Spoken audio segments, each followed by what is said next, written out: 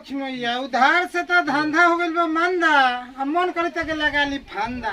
ना ई काम ना तब हम कैसे जियब? तू जियो बा बढ़िया से दुकान के देख रेख करो।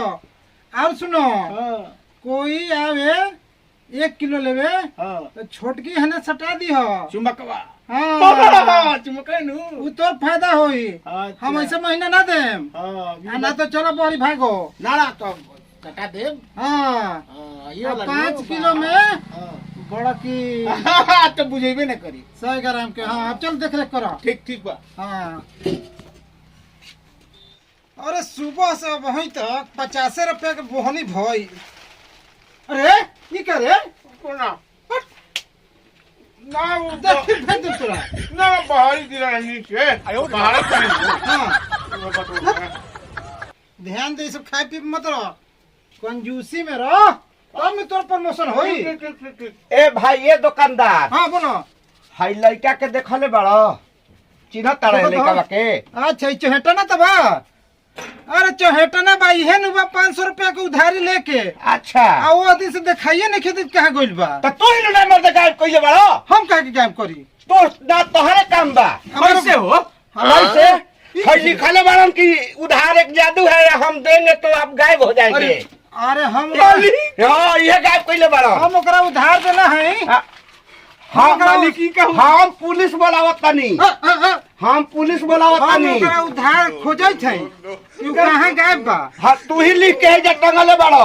तो हम गायब कइले हाँ हैं। तो तू ही गायब कइले बड़ो। तू अपन बेटा के गायब कइले बाड़ो। हम गायब कइले बनी। ऐसे कि- लाठी कहाँ बारे?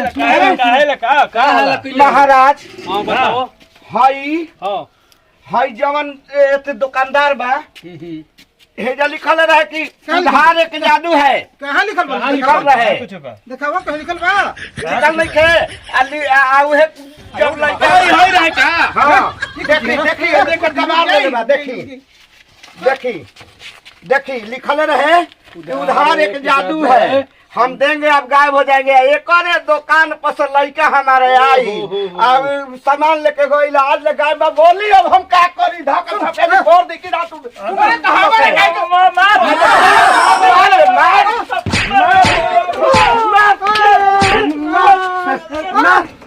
करो। आज से उधार बंद कर देनी हम ना देब। चल चल हमें ना मिललू तो एकदम केस करब 360 ना ना हम लगे। उधार देबे ना काम के करो। अरे भाई पुरजिया के बाल ले रहे तो तू देखा का के देले रे। अब हम तो हम कोई चिल्ला बाप रे। बर्बाद कर देम। एथिए निकल गई पुरजिया झट से उखाड़ लेनी आज सबसे पिटवा देला। हैं अब एकदम उधार बंद। दुकान चले चाहे मत चले नगद एकदम बेचाई नहीं तो उधार एकदम खत्म। उधार अब ना चाचा एगो बिस्कुट दो पापा उधारे बिस्कुट मांगल तू ना। और जैसे भगवा की ना हम उधार के चलते हमारे सब गति हो गए। दे दो कल दे दो। बहुत बदमाश उधार ली हम अब गांव में एकदम उधार ना दे। भूखे मर जान सो रकट जान सो लेकिन उधार एकदम ना। उधार के चलते हमारे गति कर दो दुर्गति। उधार एकदम बंद।